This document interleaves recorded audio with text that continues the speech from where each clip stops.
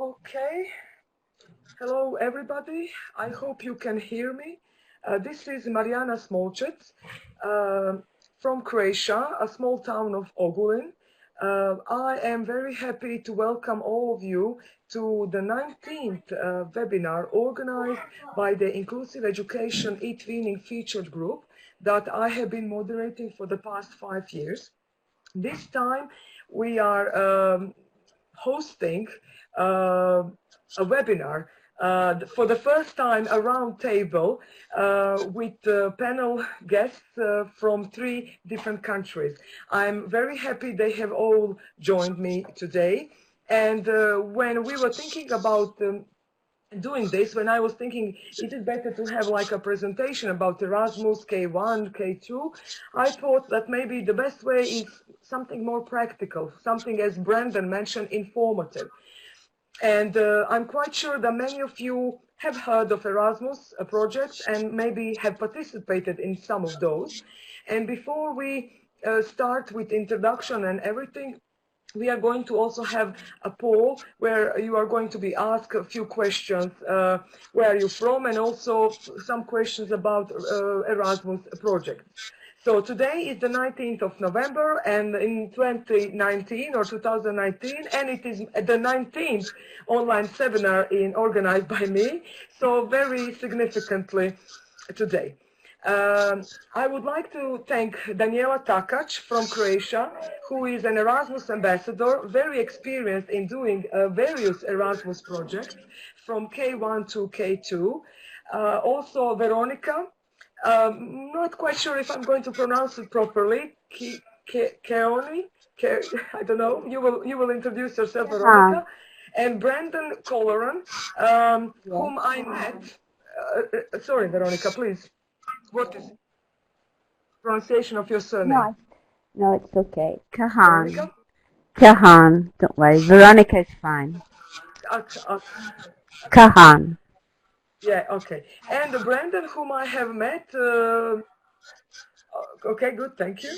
Brandon, whom I have met, actually, it is 5 years ago, and now we met again, and I might say that he is also very, very experienced. In some of his circles of friends, he is the captain of Erasmus project, and we are very happy to have him here as well to share some of the experience. Now, before we start, I would like to say a few more things of how are we going to do this. We are going to start the discussion. I'm going to ask questions, the panelists are going to answer and give certain definitions, explain, talk and answer the questions that we have, let's say, prepared in advance.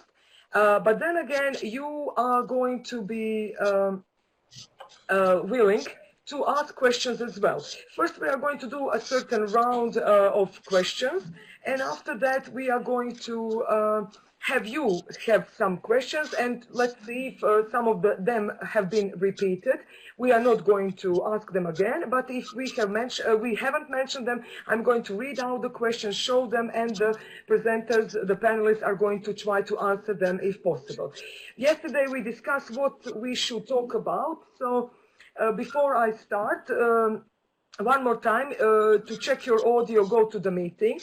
Now I would just like Brandon, Daniela, and Veronica just to say a few words about themselves for like a minute to introduce, and then we can start with the first question. Later on, I'm going to first start a poll, and we will start the discussion. I hope everything will go okay. It depends on the connections from either my side, your part. There are more than 120 of us in the room, and Adobe can sometimes make a mess. So let's have fingers crossed and everything works out. So Daniela, could you please introduce yourself in few words, and then Veronica and Brandon in the end, and then we can start with the discussion. Thank you, everybody.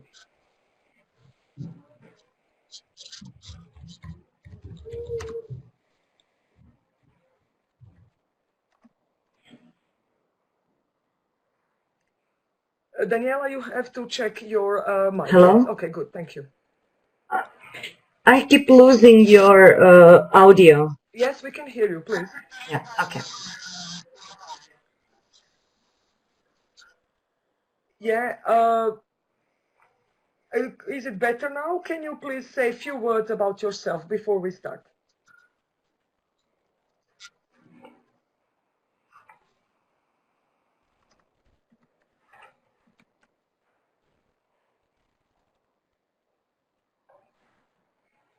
Hello?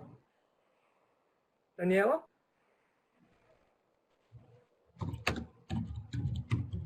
Yes, can you please introduce yourself? I had written in the chat.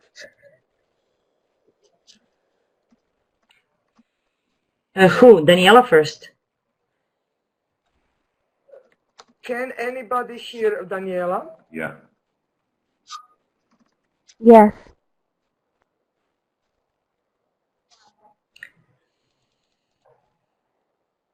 I can start to introduce myself if we're waiting, Mariana.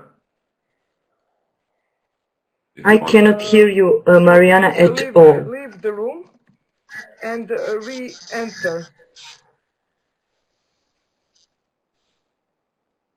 Yes? Brendan?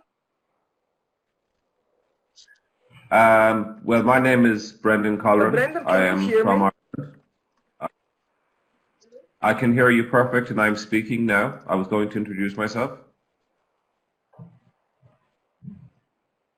I can hear you fine. Can you hear me?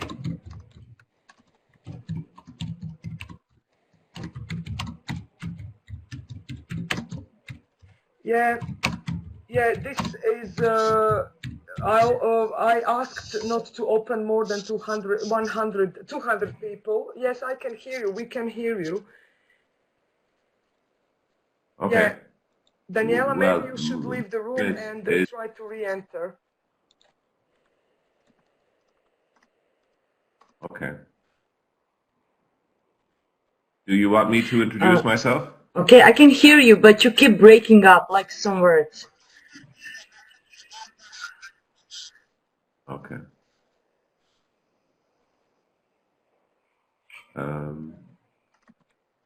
Okay, I was going to introduce myself while we were waiting for Daniela to re-enter the room, if that's okay. Okay, can you hear me now? Yes. Yes. I can hear Daniela. Yes? Yeah. Me too. Okay, Brendan, you start, please. Okay, so Daniela. Okay, I'll start. Well, my name is, I will speak slowly because I speak too fast.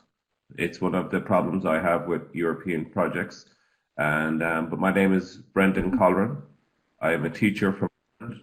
I am teaching since 1994, and I got involved in Erasmus, Comenius, and Socrates projects in 2003. At the moment, I am just after finishing the Key Action 2 project. I've coordinated 2 Key Action 2 projects. I have participated and coordinated Comenius projects also, and I've been involved in successful applications and report writing for it. I've also been lucky enough to attend the annual conference for eTwinning on a number of occasions. The most recent one was a few weeks ago in Cannes in France, which was excellent. And I love the opportunity of eTwinning to be able to share and network and meet other teachers from across Europe. Okay? So, Veronica, do you want to introduce yourself? Veronica, while I give presenter rights, please. Okay. So, my name's Veronica Kahan. I'm an English teacher in a high school in Italy. I think I'm the beginner of the team because I became interested in Erasmus in 2014. In 2015, I won the Italian National Prize for eTwinning, and since then I've been very keen on sharing the opportunities that Erasmus and eTwinning can offer. I'm sure there are a lot of you who have a lot of experience, but I hope that my story can help others to become engaged and be enthusiastic and hopeful about being involved in Erasmus.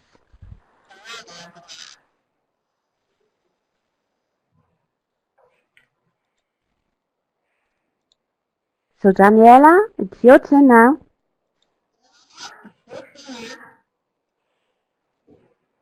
Hello? Daniela, can you try to speak? Yes, can you hear me now? Okay, if you hear me, my name is Daniela Takac. I'm an Erasmus ambassador from Croatia. I had a very successful K2 and K1 projects. I have a lot of experience in managing projects because in all the projects we were the coordinating school. We had 201 and 229 K2 projects, as well as 3 K1s. We are now writing a fourth K2 and K1. The first project was very successful because we have won 2 awards from the European Commission, and that's why we were invited last week to Brussels to present it to the European Commission and the ministers of Europe. So if anybody in Croatia needs any help with writing a project, or, for example, managing, implementing, or disseminating Erasmus projects, they are welcome to contact me and other Erasmus Plus ambassadors in order for them to help, for me to help them. So I hope that today I will be able to answer some of your questions and help you in any way. Thank you.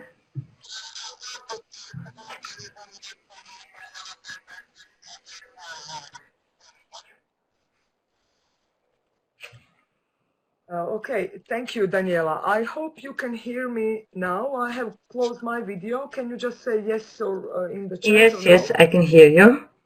And Yes. I'm going to start a poll in which I'm starting a poll now, and it's open.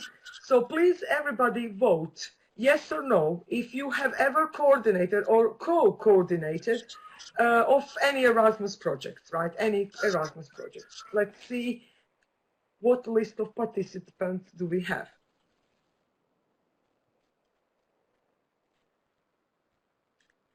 So it's like half-half, but more no than yes. So many of you are here at the right place. 31 people said I'm still waiting, and somebody is putting in the chat. Most of you are writing no, some of you are writing yes. I'm just going to end poll for you to see the results. Can you see the results? It's you votes. Yes. Sorry. It's 15 people said yes, 41 people said no, and many of you posted in the, it's okay, voted in chat. So it's like many of you came here to the right place to get answers. I'm going to select another poll, which, just a moment, what Erasmus projects are you more interested in? So please vote here as well. Are you more interested in K1, K1 or K2, or maybe both? Because we are trying to discuss both of them. Yeah, Turgut is writing in chat K229. We are going to mention it.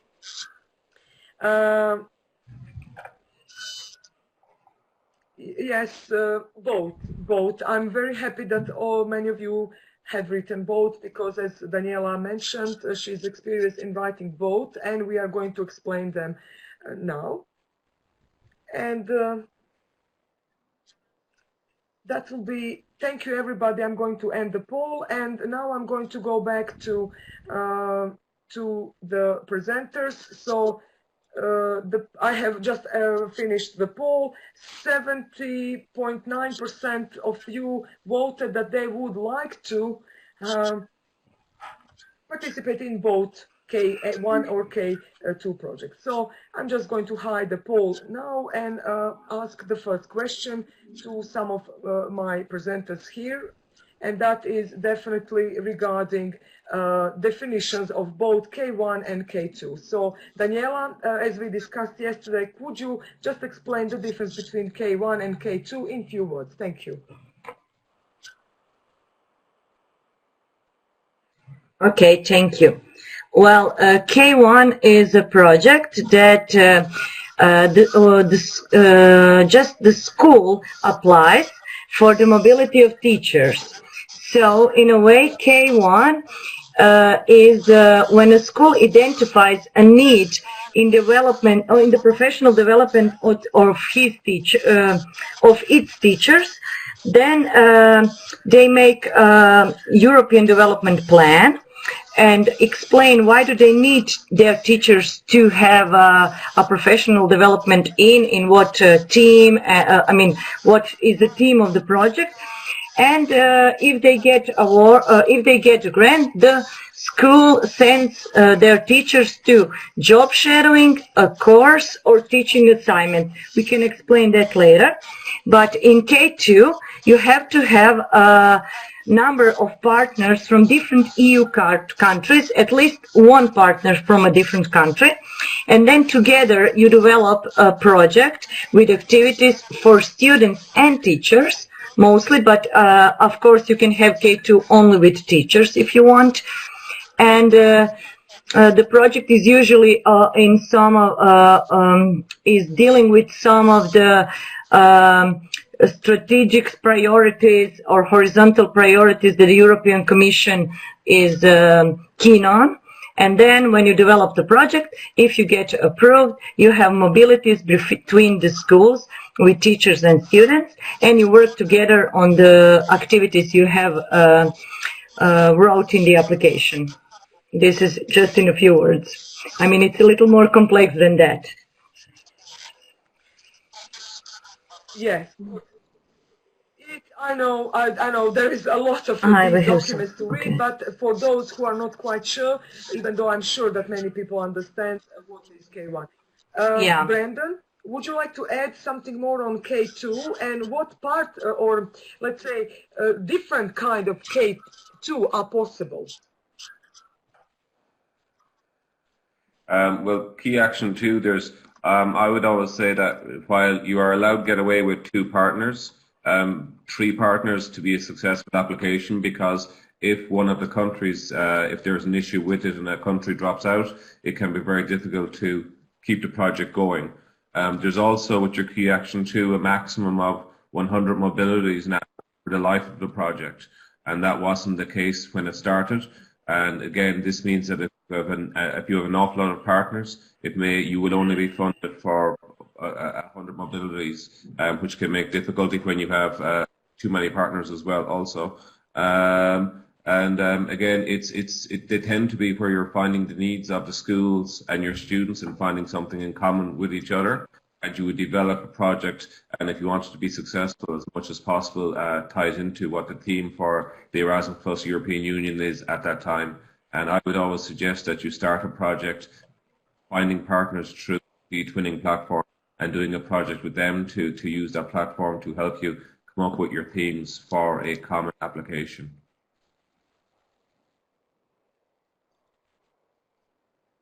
Okay.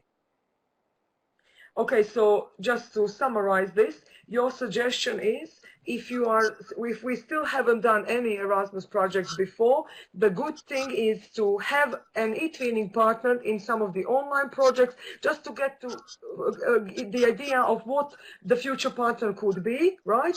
And where you can, of course, find out if we can work together, because Erasmus projects are a bit complex than just eTwinning projects.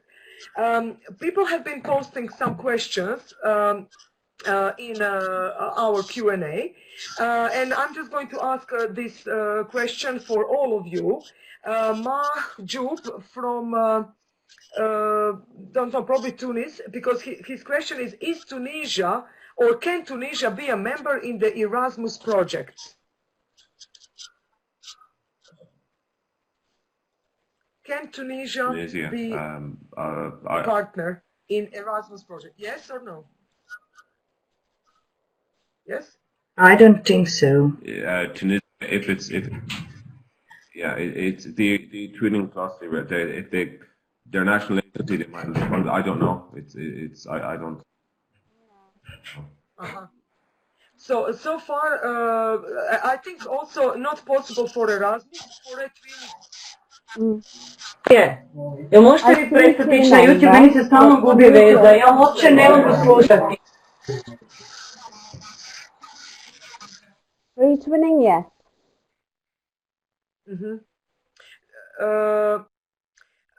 I hope you can hear me. I know we are losing connection. It's quite difficult. Yesterday it was only 4 of us and we discussed without any problems.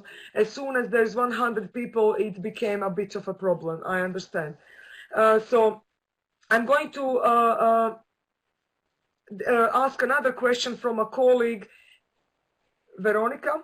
A question from a colleague from Portugal. She says, I'm the main coordinator of K229 project, and it's my first time. Is there a site where I can find templates or examples of documents that have to be produced throughout a project of this type? Your national agency will tend to issue guidelines.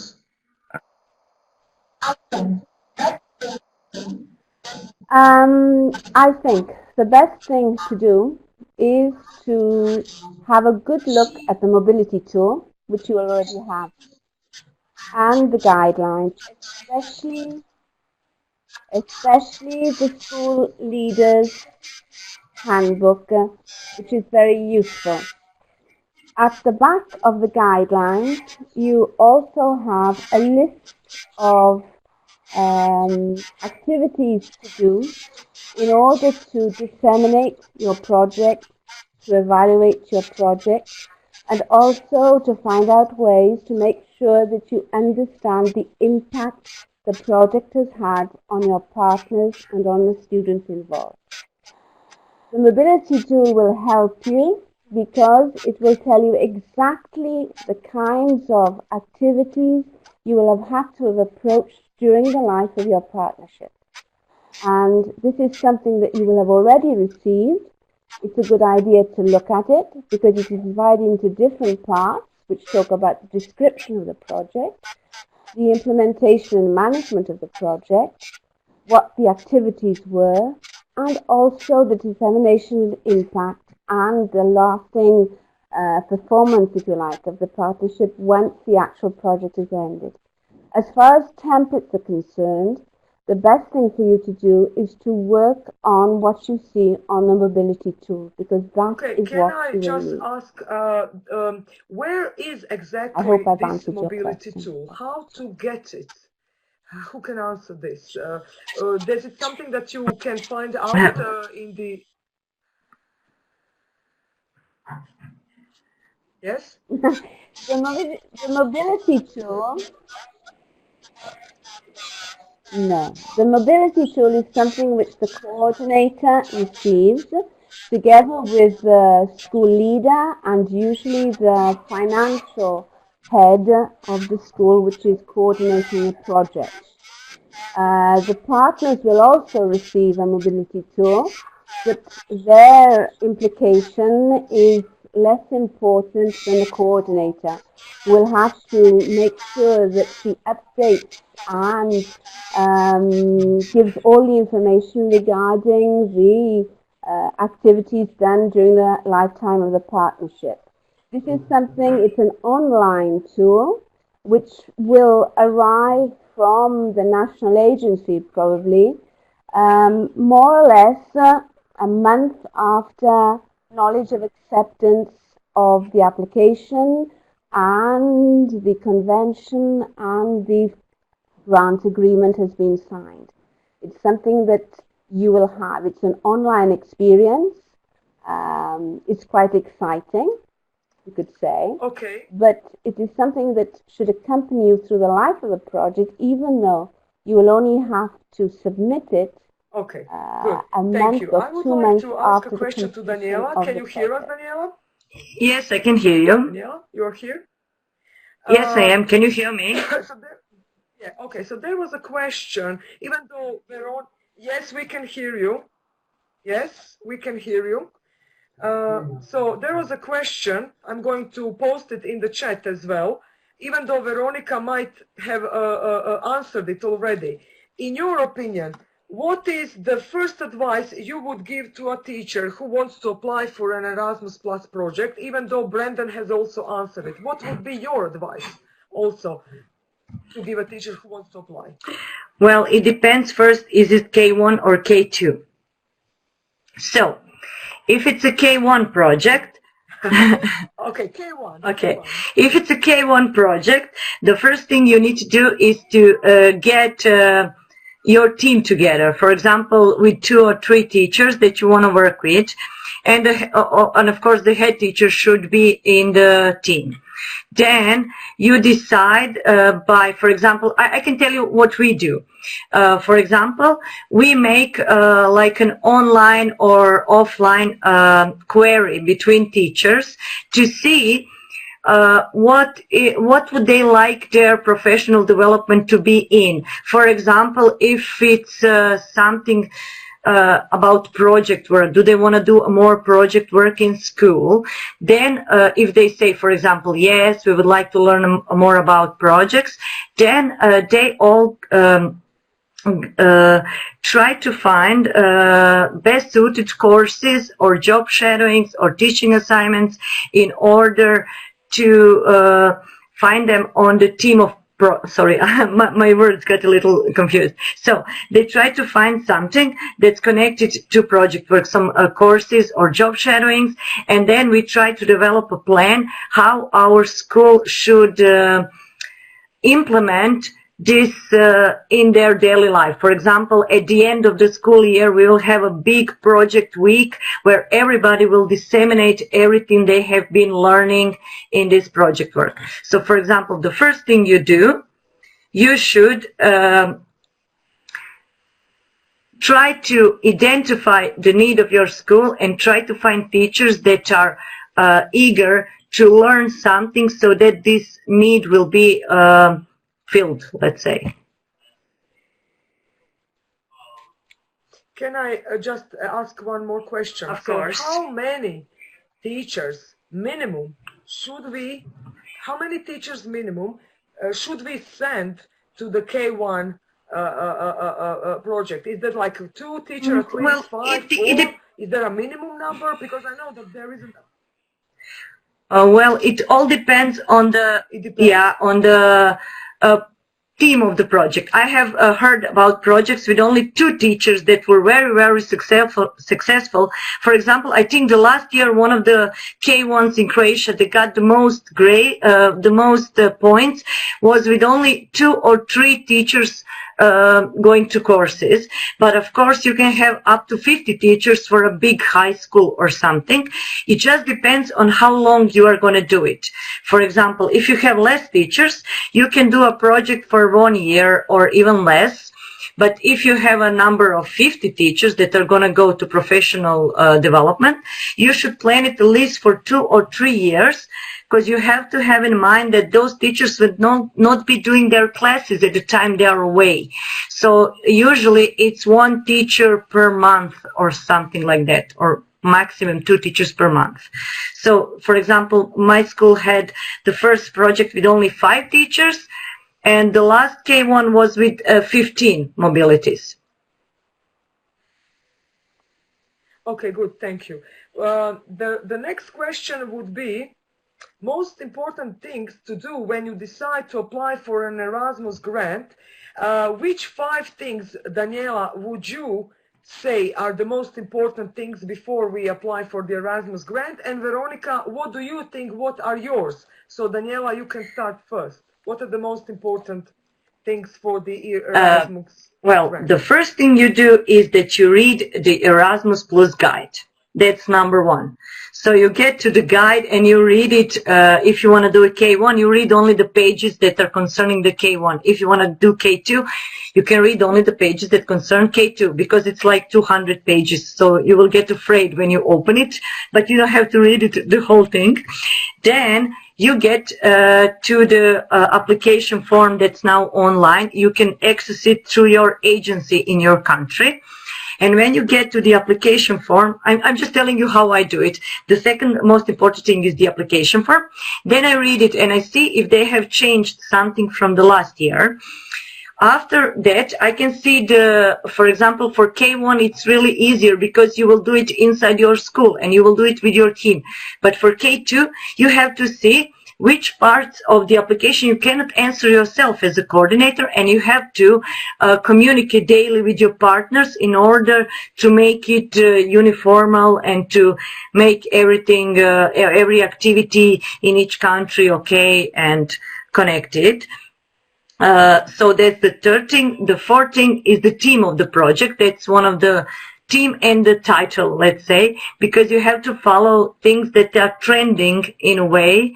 So you have to follow the horizontal and vertical priorities of the European Commission and their recommendations. So you try to find yourself and your team somewhere inside it, and it's mandatory to connect your team and your team with the priorities inside the application. That's the, let's say, fourth.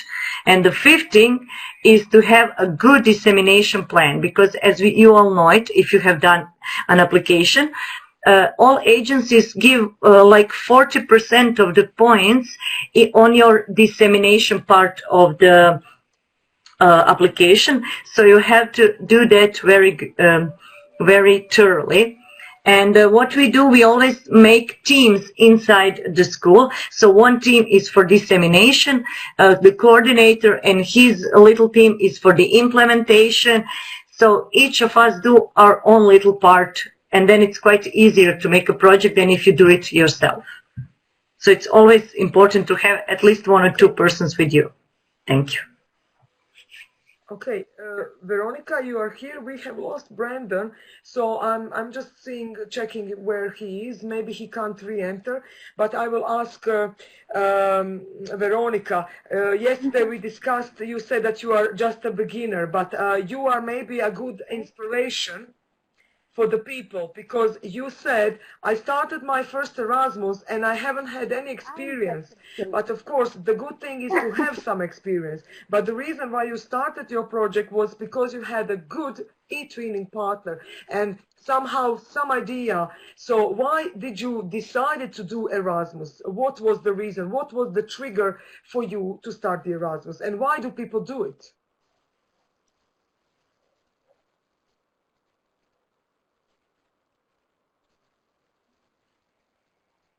Okay, so first of all, I'd like to say how much I agree with Daniela about how much homework you have to do before you actually start to write the application. You're right, it was my first time, but I did study a lot. I did look at all the guides. I more or less memorized them. But the trigger for me was a particular situation that I had in one of my classes. As an English teacher, I often have to arrange study holidays abroad in the UK. And on one occasion, I was very sad to see that some of my students, either for financial reasons or in one particular case because of disability reasons, could not travel. And so I felt moved by this fact, and I discovered that Erasmus projects offered the possibility for people with disabilities to travel because they could have a special grant in order to have a helper with them. This, as I said, was the spark that set me going, and I also had the great advantage of having a very good eTwinning partner. We had done a successful project together, and I suggested to her, would you like to do an Erasmus project with me? She said yes, but you will have to be coordinator and write it. So I did. And obviously there was a lot of communication between our two schools. Her school was a school which also had a theatrical course, and we decided to investigate the theme of bullying and cyberbullying.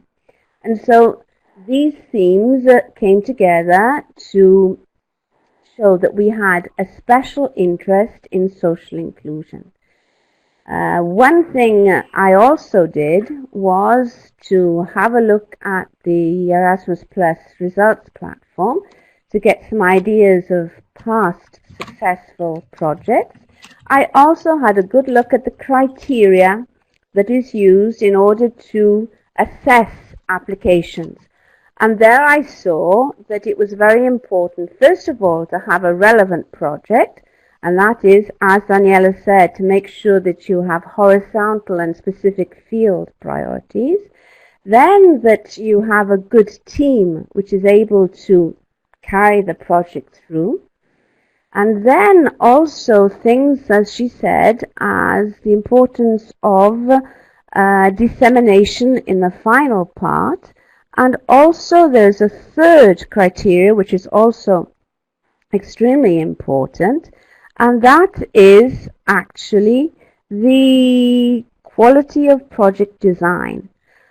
Recently, I have seen that eTwinning and the fact of becoming an eTwinning school is becoming more and more important in order to get funds for Erasmus projects. I've been involved in 2 Erasmus projects, KA2. The first one was only between 2 schools, and it was quite simple, my first experience. And there was no need to have anything particular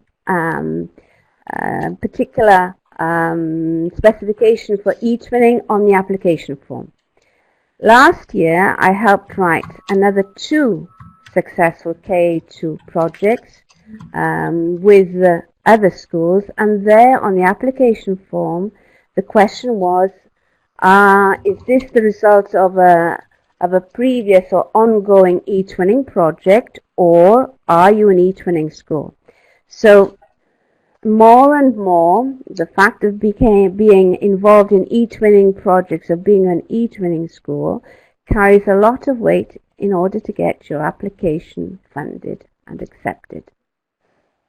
So eTwinning is one of the important keys, both in order to be able to understand what collaboration and quality work is on a project, and also to be able to ensure quality preparation and rich meeting points for students Brandon. and teachers outside the actual mobility. Thank you, Veronica. He unfortunately cannot enter as many other people, even though it should be up to 150 participants.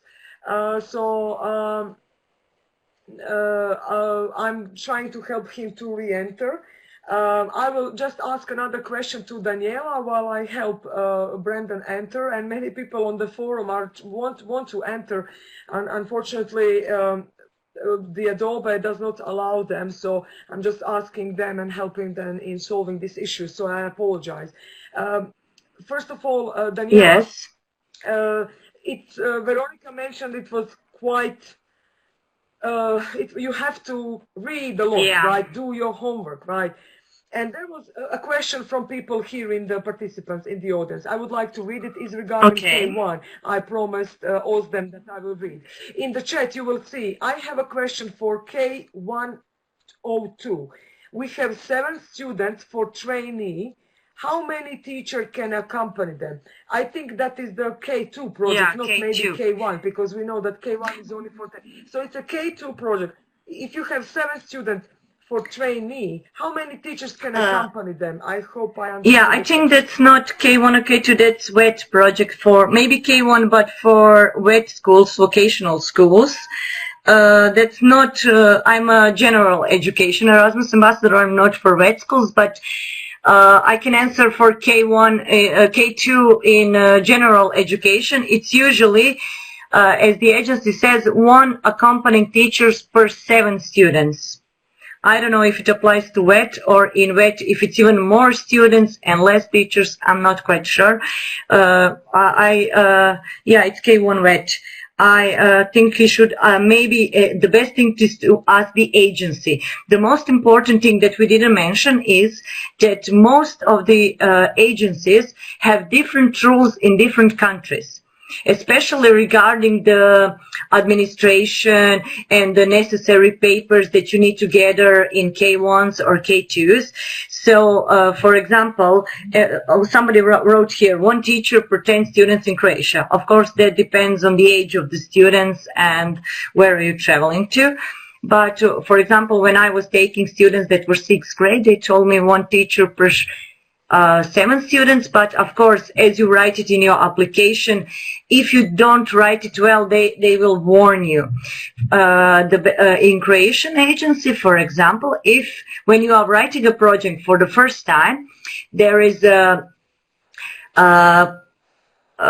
time frame in the agency where you can send your projects for pre-evaluation. For example, they will see it like 4 weeks before the deadline, and they will ask you to come into the agency so they can tell you about what you should how do you say, improve, or what didn't you write very well. So I think most of the agencies have that thing. For example, many people are now interested in K1 and K2 projects because, as you well know it, the budget for these projects has tripled for the next 7 years. So the next, from 2020 to 2027, the Erasmus Plus is going to be much more funded, and many more schools will be able to get their projects approved if they have passed the official point line, let's say, if they get enough points, like 50 points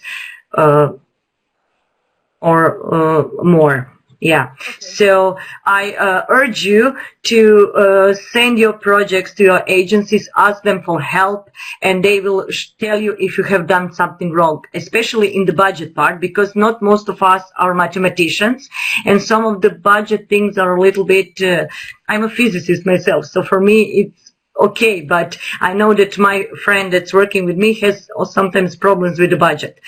So in order for everything to work well, for the first time when you are writing a project, it's very good to ask the agency. And whenever you have a doubt, if you should take more teachers, less teachers, you should write them or call them and ask them plain, what should you do? And it's the best thing so you will not make a mistake. Okay. Thank you so much. These are quite useful things. And one more thing, unfortunately, Brandon is trying to still re-enter, but I will mention something that we discussed yesterday, and that is the signed agenda. Do you remember, Veronica and Daniela, when we mentioned, when you go to Erasmus projects with your students and you meet with the team, there is something it's called signed agenda. He mentioned that yesterday, that it is something you need to submit. Can you explain it? Well, it depends on the agency. For example, in Croatia, you don't have to do it anymore in the Erasmus projects. It was mandatory in Comenius, but afterwards we are not obliged to do that. The only thing you can have is, for example, you can just say that you had it was mandatory when you had transitional meetings, you know.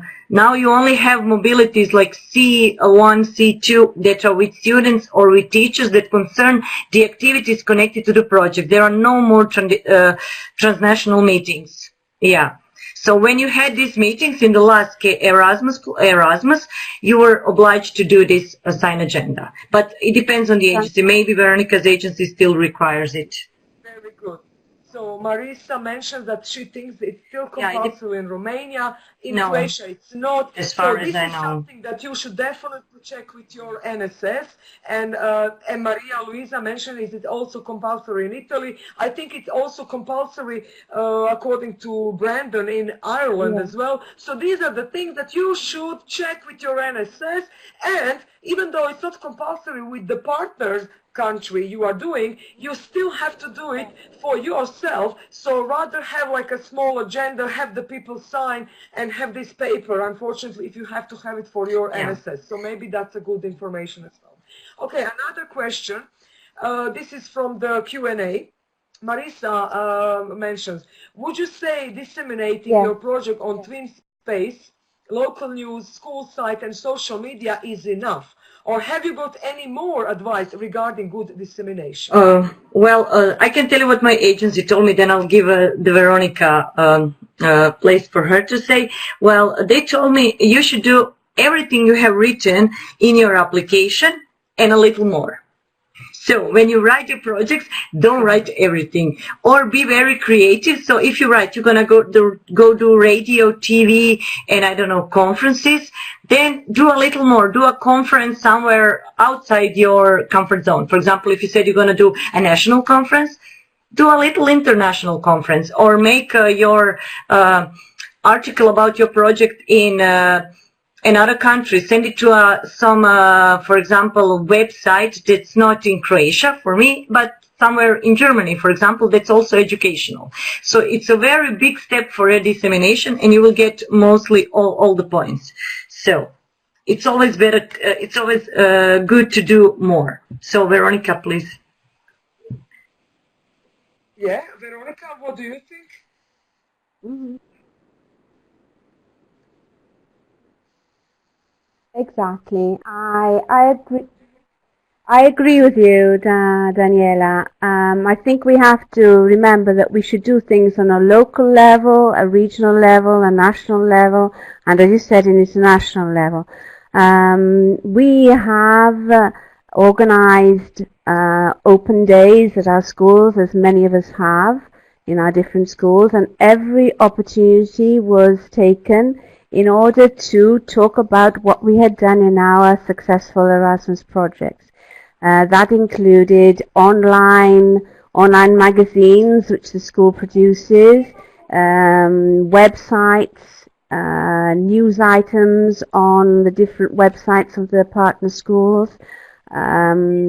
We've had television reports on local news. We've done as much as we possibly could to make sure that everybody knew about the Erasmus funding and our Erasmus project. That is incredibly important.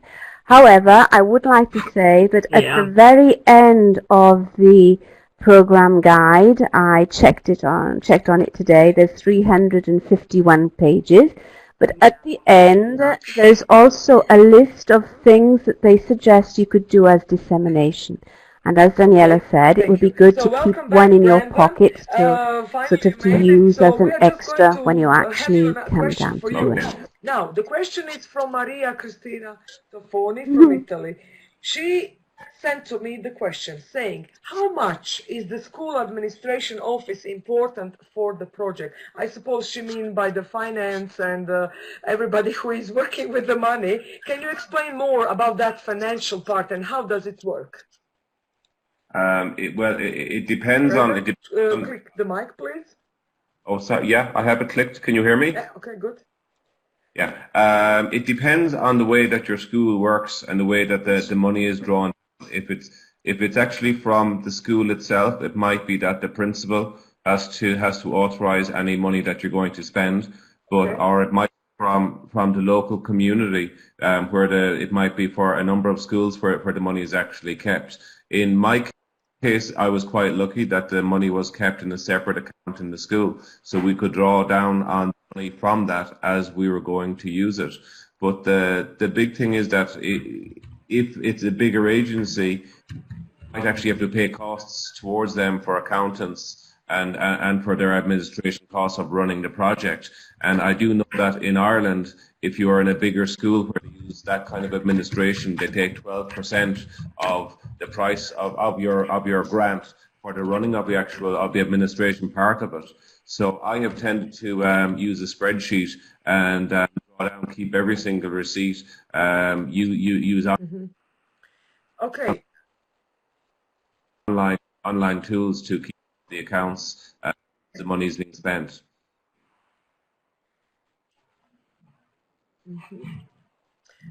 We can't hear you, Brandon, at the moment. Sorry, I can just see there that my voice. Okay, sorry. Can you hear me now? Okay. We are. Yeah, it keeps breaking a little bit. So I would just like you ask Daniela for one explanation regarding what Brendan mentioned. Okay. So I couldn't hear him, if so I please am repeat. aware, and you can all tell me, yeah. Okay, so the Brandon was talking that it depends. The school administration is definitely important, right? You have to have somebody. In my school, it can only be the financial advisor, The somebody accountant, who's keeping all the books and the finance in school, right? The accountant. Yeah. But is there such money in the K1 or K2 project where you can, in a way, pay the accountant from the project? It depends on the laws of your country. Yes, you. Yeah.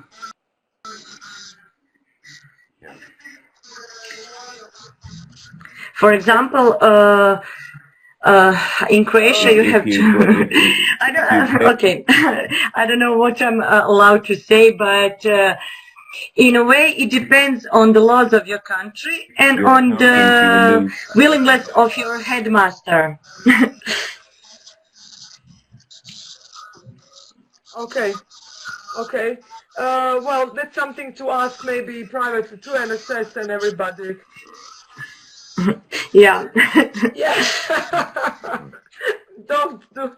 That would be a big problem then, what wouldn't it? What do you want to spend your money on? Yeah. Okay. Next question. Okay.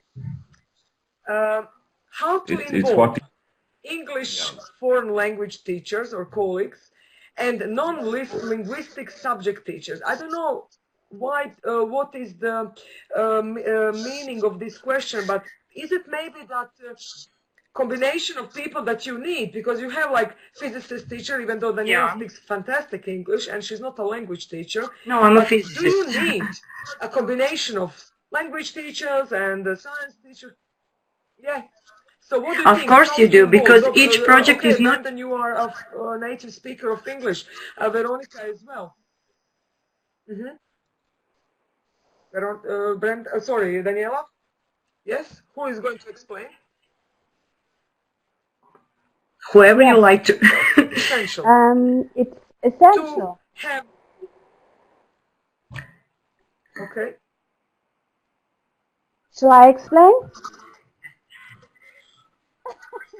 So, I think, as Daniela was saying, the nature of an Erasmus project is not linguistic. We are talking about content, and so that means that there is the possibility of dealing with every kind of subject in your Erasmus project. In fact, very often it's important to spread the word that Erasmus is not just for language teachers, which is sometimes an idea which prevails in a lot of schools. It's important but not essential for the teachers involved in the Erasmus projects to have good language skills. But that is also one of the objectives, one of the main ideas behind Erasmus projects, that everyone should be able to improve their key competencies, which includes also, of course, multilingual competence. Then, of course, there is the presence of the language teachers who are there to help their colleagues. Okay, I have a question. It's more like... Yeah, it's okay. The question is, let's say, I mentioned this yesterday. My colleague is a coordinator in our school. We got the Erasmus project with 2 partners, I think Lithuania and Portugal. And he will be the only person mainly, if I figured out from his, what he told me, to travel with the students. It will be always 1+4. 1 teacher and 4 students. I'm not quite sure why is that the reason, because I remember during a Comenius project, you could have more teachers and even the same number of teachers and the same number of students traveling. So what do you think has changed, and what is the best way to have at least a good number of students and teachers. I know that if you apply, you can apply for a lot of money, right? You can only have like less. What is your experience well, in mobility? Even though Brandon mentioned 100 is the maximum, right? So. Yeah, well, I don't think it. 100 okay, can I? Okay. I don't think there's. Yeah, I can. I don't think it was. It was 100 students, like on the 2 years ago when you applied. Mm-hmm. Well, you can bring as many as you want, but the funding doesn't.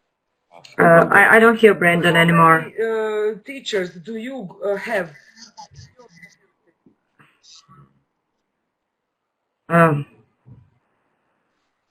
Brandon, can you type in chat, please?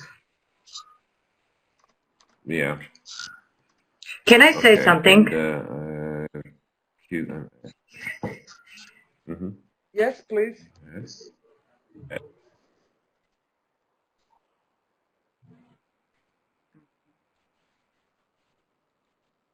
Daniela, you speak and Brandon is going to type in chat because he's breaking. We are losing him a little bit.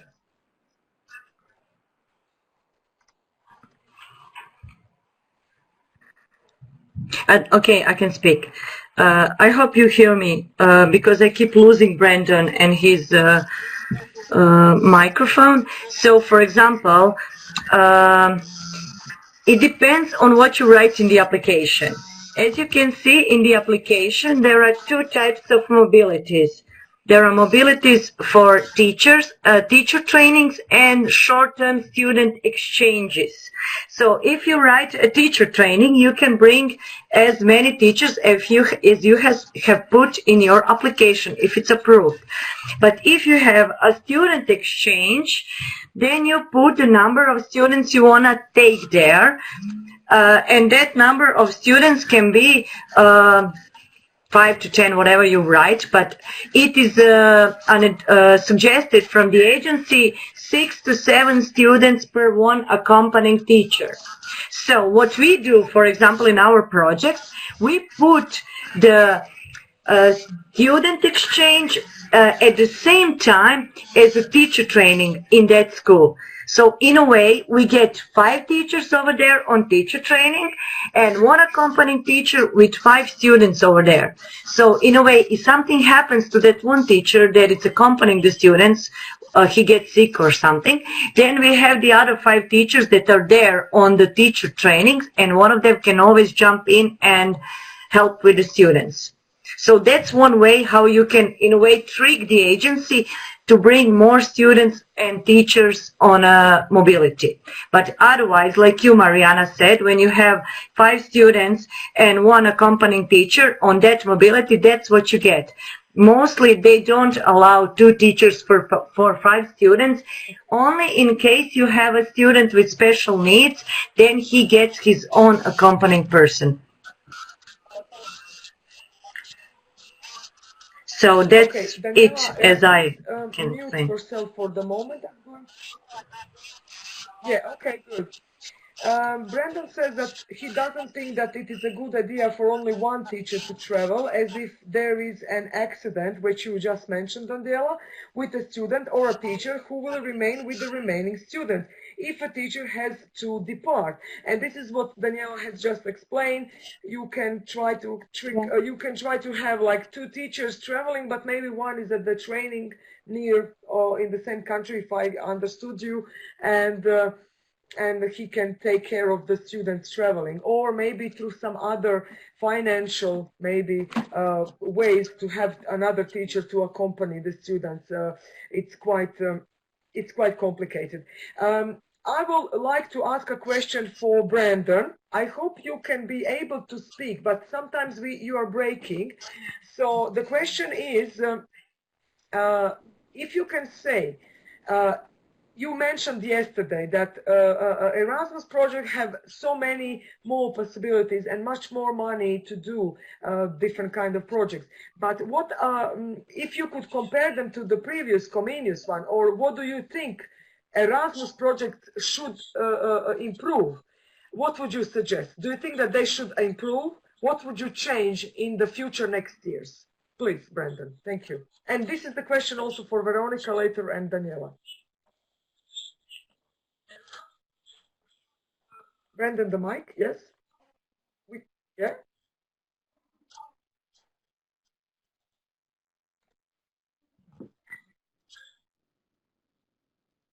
Okay, can you hear me now? Yes, I'm speaking.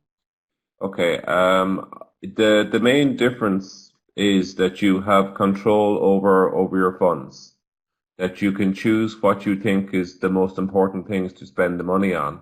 Whereas with the previous Comenius and Socrates and even the Leonardo da Vinci projects, you were restricted with how much you could spend. You could only spend money on flights and travel and a certain amount for subsistence. But now you can, with Key Action, you can decide what you think is best for the project. So if you think that it's best that you do certain excursions or experiences with the students, you can do these things. You couldn't do them with Comenius or Erasmus.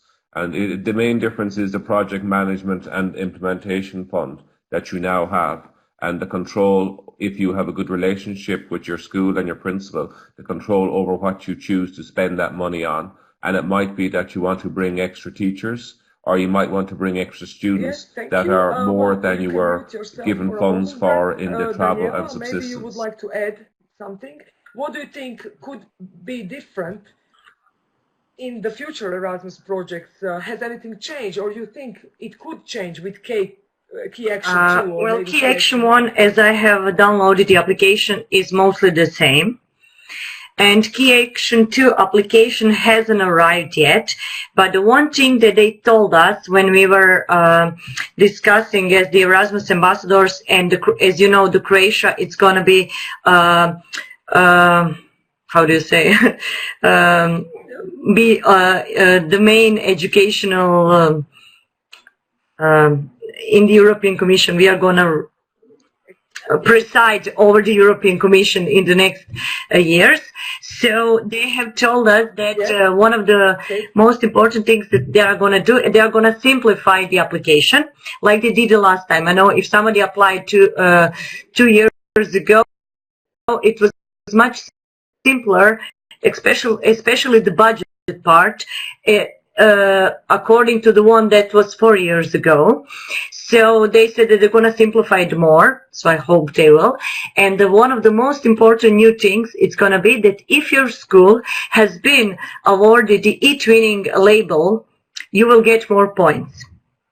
So in K2, if your school is an eTwinning school, or your school has been invited in this new cycle that's going on now, you should definitely think about applying, because it will get you more points in the new K229 and 201 projects, as well as you know that now you are mandatory to use eTwinning, especially, the twin space, for your project implementation and especially for your dissemination. So eTwinning is now an integral part of Erasmus projects. Your project should be also an eTwinning and Erasmus projects at the same time.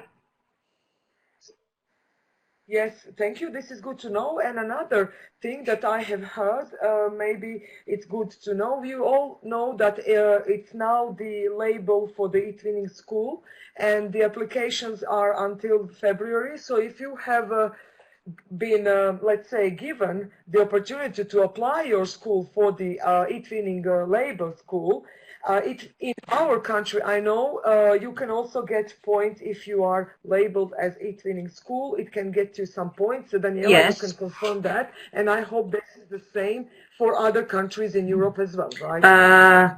I don't think, as Brandon just said, there are more points if you have an European quality level and national quality level also. I'm not sure about that. I just know that if you have an eTwinning, that you are voted an eTwinning school, then you get points for K2 only, not for K1.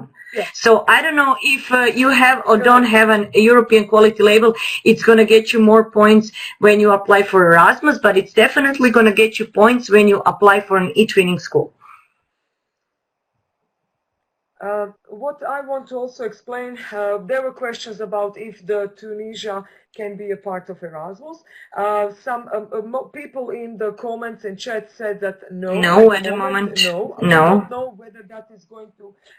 Yes, key action 2 doesn't allow it. I suppose it's not also for the key action 1, but you can do a lot of eTwinning project like eTwinning. Those are the eTwinning plus countries or Erasmus plus countries, and the many more projects that you do online in the future. We can all hope that this could be possible. But all in all, the more experienced you are within the eTwinning, it will definitely help you in the future. Who knows with Erasmus projects if it happens to be available. You have just gave me. I just remembered that they were talking when they were going to implement the new K2 project cycle. This one for the Erasmus, they said that they are going to try to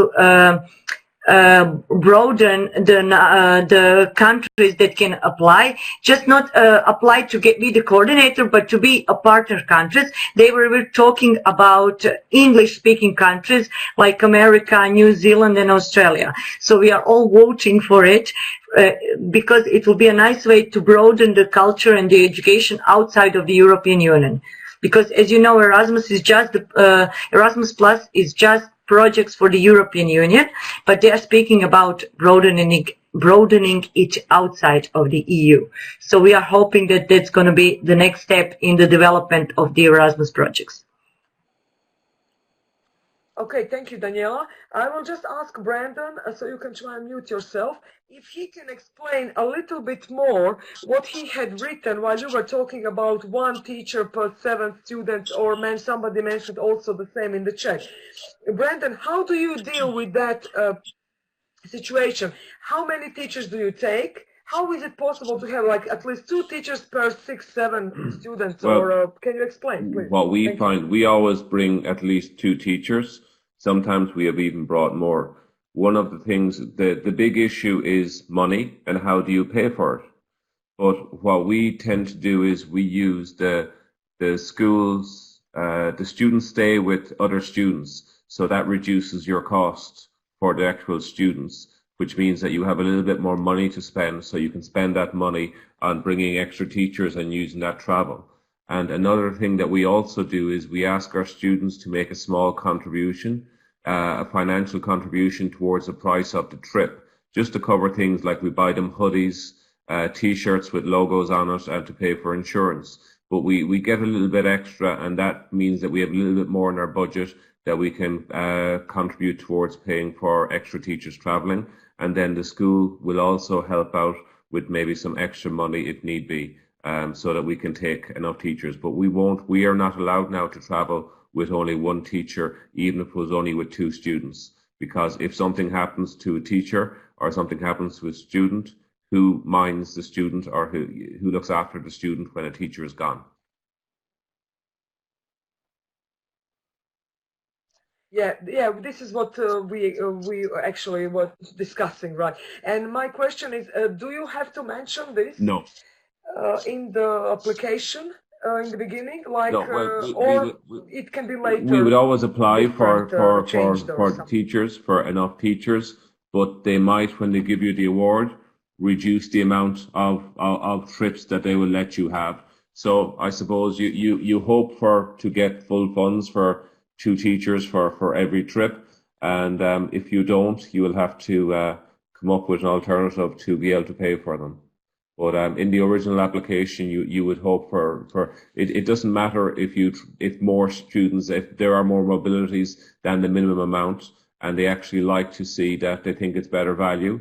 For example, if you had said 30 people were going to travel and you ended up bringing 35, so you would, in your reporting, you would say the number that you brought in total.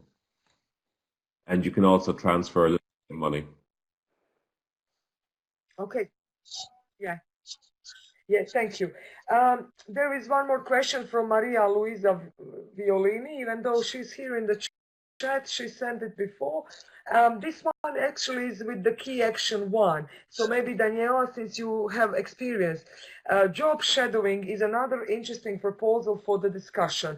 So I already asked you, Daniela, yesterday, is it obligatory? Is it necessary to have a job shadowing during K1 while you are sending many teachers to other courses, or you can have like many teachers just go to job shadowing without going to any courses? So can you explain how can we do it in K1? Well, in K1 you can have only courses, you can have only job shadowings, or you can have only teaching assignments, or you can have it mixed.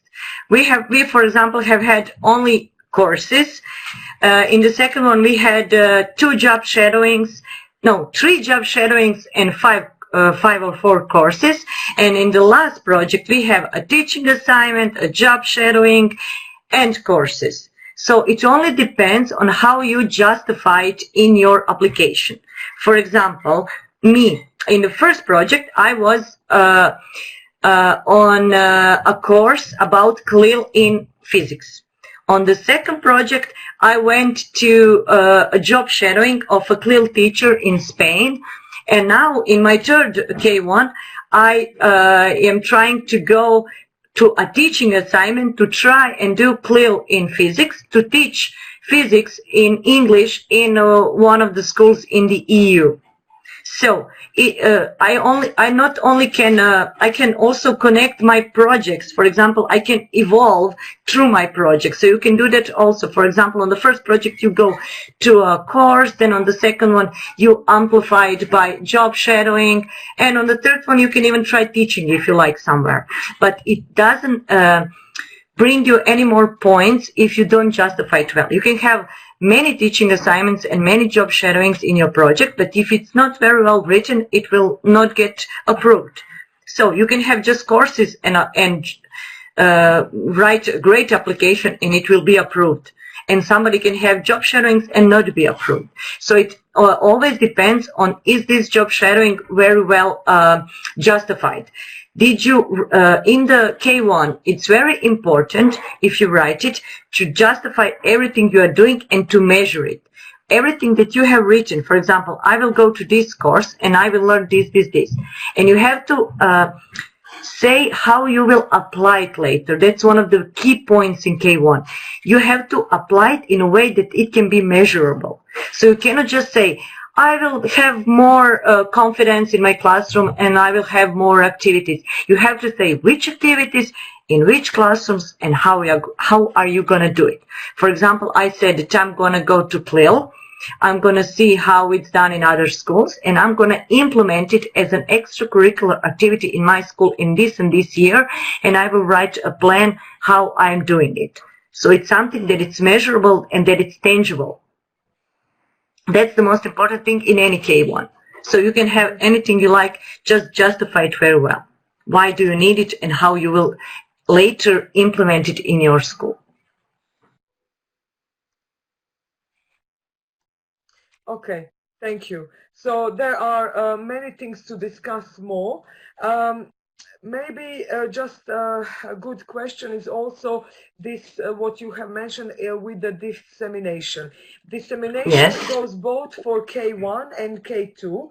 Is it the same tool, like the desk where we disseminate? Is it the same where you write everything? Yeah, I mean, if you have a good dissemination network in K2, you implement it in K1.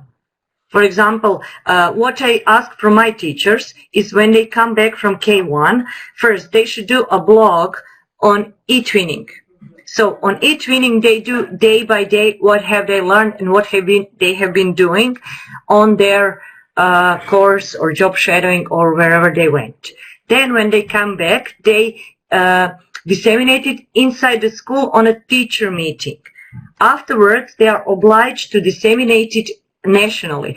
They can do it on a conference or they can do it like writing an article. And as you well know, there are a lot of educational newspapers or educational websites that are very happy to post this article. So they do that also. And additional value is if they go, for example, to CARNET user conference or some other educational national conference, and they talk about what they have learned. So you have to have local inside school, local how do you say, dissemination, national dissemination, and if you are lucky, you also get the international dissemination in K1. In K2, you get international dissemination anyway. So it's very good to monitor in your country and to write down some of the educational portals that are very eager or are happy to post your article, and some educational newspapers that are also happy to post about what you have learned, and some national conferences that you can go to apply and go there. So I mostly write them all in my dissemination plan, and then later I give my teachers that come back and ask me what should I do next. I give them the list and say, you can try to do your dissemination on this or this platform. Okay, good, thank you. Brandon is typing, and thank you for doing this. I was trying to take notes and trying to moderate and asking questions. So yes, please do write whatever you think it's great. Usually these kind of webinars, and this is the first roundtable I'm trying to lead, and the practical information is quite important. So Latif has asked a question in chat. I'm going to read it. Can Provincial Directorate of National Education create K101 for some teachers in that city? Is it so? What I think is she's asking that yes. Probably yes. Is there somebody else? No, there are in K1 you can also have a K1 that's not only school, but you can, for example, get connected with your city and make like a strategic partnership, let's call it that way. It has a name, but I forgot, where you can do, how do you say, teacher trainings for the people that are in the educational part. For example, for an educational agency in Croatia, they can connect with the schools and they can all do a K1 project for, I don't know, some kind of teacher trainings in some field, organizational field or teacher training fields. So you can do that also, but you can also connect with the city. So the city can do it with you, but only the educational part of the city. If you want to do bigger projects, you have to have strategic partnerships between schools and the city, but that's K201 or even higher. Yeah. Well, I just want to add that this roundtable that I have organized together with my dear guests is part of the Inclusive Education Group. So everything what we are now discussing, talking, writing comments and discussion notes as presenters, and trying to read all of your questions that are coming into the Q&A. I'm sorry if I have missed something in the chat. All in all, everything will be collected, as well as the recording, in the my group, in the Inclusive Education Group on eTwinning. So if you are not the member of the Inclusive Education Group, you can go there and just join the group.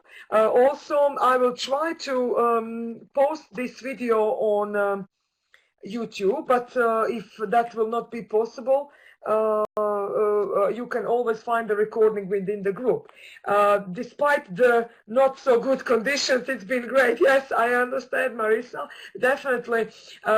This is not the first time that I have been having problems with Adobe, and this unfortunately wasn't such usually before, but every time we get the 100 participants and more, the problems keep appearing, and unfortunately many people have been left out. I have already let's say, submitted the problems to the CSS, maybe they are going to try to work out the bandwidth and whatever happens with the Adobe. I always want to have so many people join us. That's why I asked the Center Support Service to create an event online for me in the online seminar, and I'm trying to moderate it.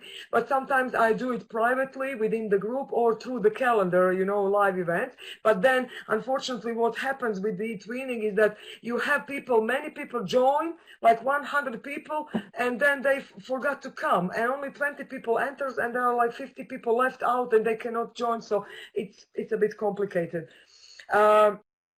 Yes, one more question for Veronica or for you, Daniela or Brendan. That is in the Q&A. Taras, don't know where Taras is from. Is it all Erasmus Plus program and projects applicable to eTwinning Plus projects and countries like Ukraine? Honestly, don't know. Can Ukraine be a part of the Erasmus projects? Or I think through eTwinning, yes. But what about the Erasmus project? Good question. I'm not sure. I know that in the guide there is a list of participants and possible partner countries. So I think in any case it's always important to have a look at the Erasmus Plus website and find out all the possible information that you need about this kind of aspect.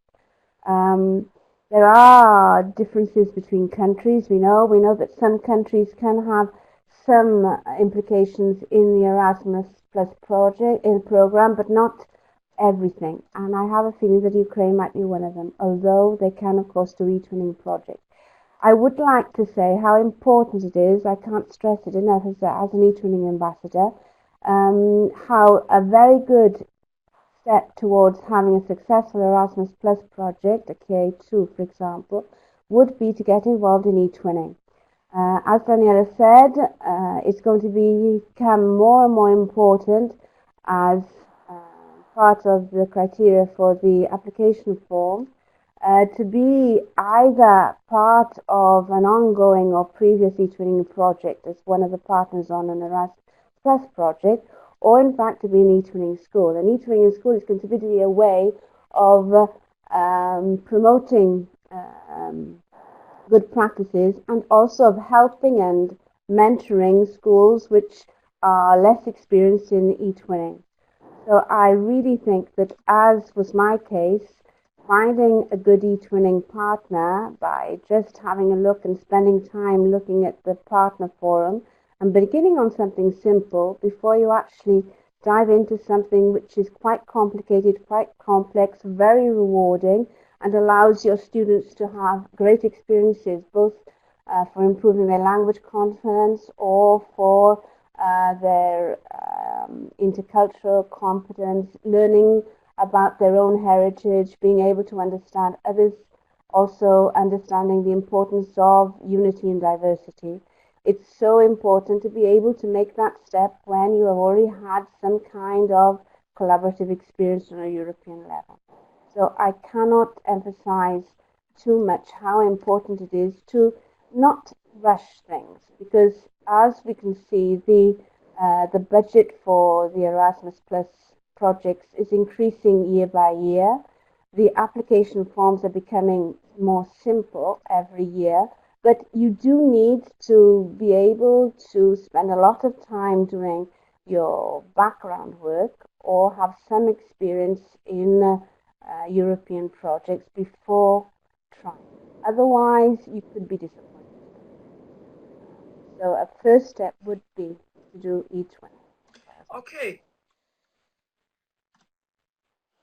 Yeah, very good. I think you have definitely said it right, and Brendan mentioned it several times. So if you are not quite sure how to start, what to do, definitely test it out online through eTwinning.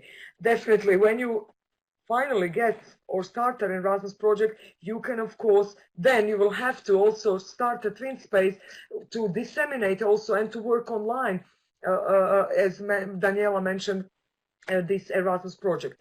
Now, we are almost coming to an end. It's like 90 minutes, and thank you all so much for your patience. Thank you so much for the presenters for joining us. Now, what I would like to say one more thing is in the chat, you will see me posting a link to the Tri-Sider tool. And it will be in my Inclusive Education group. It will be under the platform live webinars, and I will have it on the homepage as well. And if you have any questions, just paste it, bookmark it somewhere for you. You can ask a question. I will send it to the presenters if they are okay. And they, whenever you can in the next 14, 15 days, you can ask and we will try to answer, or anybody else who is willing and knows something. Let's share ideas and some experience through this three-sided tool. The next thing is that I have been sharing, and some of you have already answered, it is just for the, let's say, for like evaluation, for feedback of all of you here. I know it has been a bit complication. It is a Google form just for you to leave few comments for us to either say, okay, it was for if you have any other comments. And the third thing is that the certificate. So since this was the seminar, by online seminar by the Center Support Service, everybody who has joined this seminar or online webinar will get the certificate of participation. So it will be automatically sent by the Center Support Service in Brussels. If you don't get it within a week, just let me know. I think they are also quite busy, but they are trying their best to send them as soon as possible. You can always contact me privately on my email. Here I'm writing it in the chat, or eTwinning, even though I sometimes I don't check it very often. It can take weeks for me to check it, but this is for me. And also, if you're not still the member of Inclusive Education Group, let me find the link. It's in the yes, it's here. I'm going to post it. Join, because you can be active, less active, whatever, but you can share ideas, you can post comments, you can find so many materials in the group, many recordings, 18 webinars so far, so many materials. And I will just announce that next week I am organizing a Twitter chat on volunteering, because we are still in the democratic participation annual year. So it will be a volunteering Twitter chat. I hope you can join me. I'm just trying to advertise it. And why am I doing this? Because in January, there will be another online seminar with guests from Croatia, the volunteering group, and how to start a volunteering group in your school. And this could be also a good idea for some Erasmus or eTwinning projects. So definitely something that you can look forward to and get the ideas from. Also, if you become a member, I would be so happy if you could like share something of your own, what you are doing. That will be a TextMac tool or a sharing event. I will announce it. It will also be in the somewhere in December, and it's quite interesting. You get few minutes just to present a tool, an activity, an idea, lesson plan, eTwinning project, whatever you want, and we just hang out before the school, before this end of the year. Okay, can I ask my presenters to join me on the camera one last time? And thank you all, everybody, for your patience, and clapping all of you for being here with us and being patient.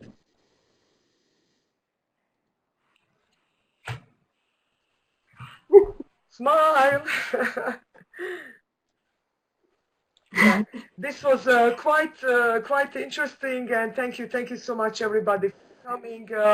Thank you, Veronica, Brandon, and Daniela. I think we are all sweating here, but it was quite interesting to participate in this, and it was I don't know, I have got answers to many questions, and I hope many other colleagues have got as well. I'm going to close the recording.